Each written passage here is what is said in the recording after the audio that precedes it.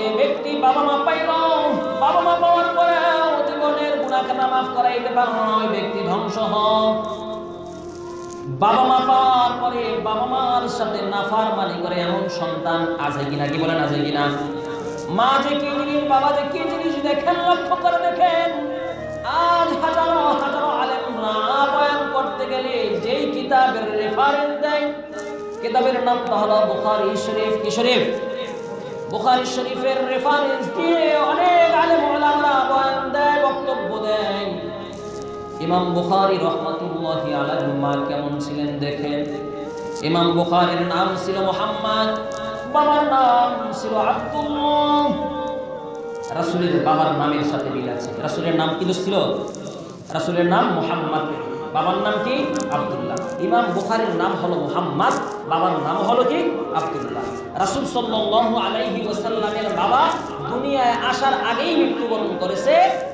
ঠিক ইমাম বুখারী রাহমাতুল্লাহি আলাইহির বাবাও ইমাম বুখারী দুনিয়ায় আসার আগেই মারা গিয়েছে। মিল আছে, একটা মিল আছে। রাসূল সাল্লাল্লাহু আলাইহি ওয়াসাল্লামের লক্ষ লক্ষ হাদিস ইমাম বুখারী রাহমাতুল্লাহি আলাইহি সব মুখস্থ করেছিলেন। কি মেধা এবং শক্তি আল্লাহ তাআলা দিয়েছিলেন।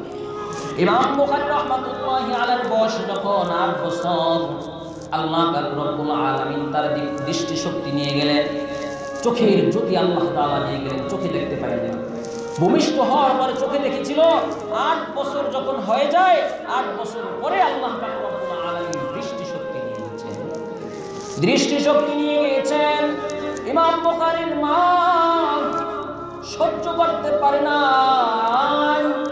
রাতের বেলা যায় না নামাজে দাঁড়িয়ে তাহাজ্জুদের নামাজ আদায় করে আল্লাহর দরবারে হাত দুখানা উঠিয়ে দিল।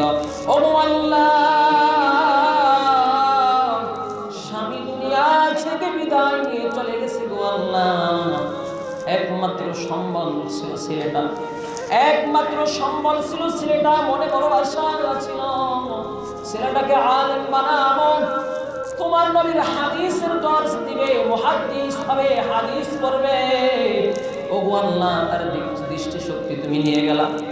আল্লাহর কাছে প্রতিদিন দোয়া করে তাহাজ্জুদের নামাজের সময় প্রতিদিন উঠে আল্লাহর বান্দি আল্লাহর দরবারে মোনাজাত করে 1.5 মাস থেকে 3 মাস, 1.5 মাস কিংবা 3 মাস দোয়া করার পরে একদিন রাত্র গভীরে যখন তাহাজ্জুদের যায় নামাজে দাঁড়াইলেন, নামাজ আদায় করতেছেন, তন্দ্রায় এসে গেল, তন্দ্রায় এসে গেল, ঘুমের ভাব এসে গেল।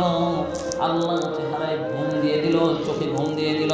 ঘুমের পরে দেখতেছেন সাইয়্যিদুনা ইব্রাহিম আলাইহিস সালাতু ওয়াস সালাম এসে বলতেছে, ওগো আল্লাহর বান্দি, ওগো আল্লাহর বান্দি, দৈনিক আল্লাহ পাক রব্বুল আলামিনের কাছে হাত তুলে চোখের পানিগুলো ছেড়ে যখন তুমি সন্তানের জন্য কাঁদো, ছেলেকে মুহাদ্দিস বানাইবা, হাদিস পড়াবে, হাদিস শিখবে, মুহাদ্দিস বানাইবা, আলেম বানাইবা। আল্লাহ পাক রব্বুল আলামিন তোমার চোখের পানিগুলোকে কবুল করে নিয়ে তোমার সন্তানের দৃষ্টি শক্তি আল্লাহ তাআলা ফিরিয়ে দিয়েছেন। বলুন সুবহানাল্লাহ। আল্লাহর বান্দির দোয়া আল্লাহ তাআলা কবুল করে নিয়ে সন্তানের দৃষ্টি শক্তি আবার ফিরিয়ে দিলেন।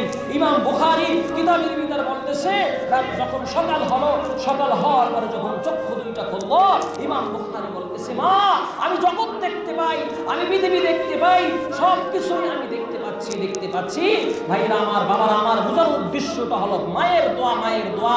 মা 1 মাস 1.5 মাস দোয়া করার কারণে সন্তানের দৃষ্টি শক্তি আল্লাহ তাআলা খুলে দেয়। তো মায়ের চোখের পানির মূল্য আল্লাহ তাআলার কাছে কত। খাজা মঈনুদ্দিন চিশতি রাহমাতুল্লাহি আলাইহি, যার হাতে হাত ধরে ইসলাম গ্রহণ করেছিল 90 লক্ষ মুসলমান, 90 লক্ষ ইহুদি খ্রিস্টান। কয় লক্ষ? 90 লক্ষ। খাজা মঈনুদ্দিন চিশতি রাহমাতুল্লাহি আলাইহি 15 দিনের দাওয়াতের জন্য বাহিরে বের হয়েছিল। 15 দিন দাওয়াত দেওয়ার পরে বাড়িতে ফিরে আসছেন। আসার পরে মাকে বলতেছেন, মা, 15 দিন দাওয়াত দিয়েছি মানুষদেরকে, জানো 7 লক্ষ মানুষ আমার হাতে মুসলমান হয়েছে।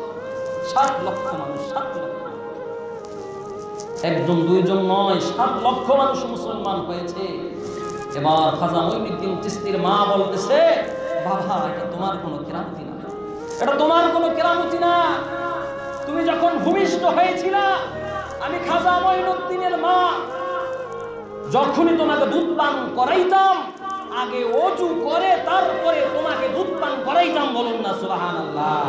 ওযু করে পাক পবিত্র হয়ে তোমাকে দুধ পান করাইতাম। এই মায়ের পবিত্র অবস্থায় দুধ পান করানোর কারণে তুমি আজ খাদা মঈনুদ্দিন হয়েছো। তোমার 15 দিনের দাওয়াতে 7 লক্ষ মানুষ মুসলমান হয়েছে। এটা মায়ের দোয়া ভাই, মায়ের দোয়া। মায়ের বদদোয়ার কারণে হজ পর্যন্ত কবুল হয় না। এজন্য বাবারা আমার, ভাইরা আমার, মাকে কেউ কষ্ট দিব না, বাবাকে কেউ কষ্ট দিব না।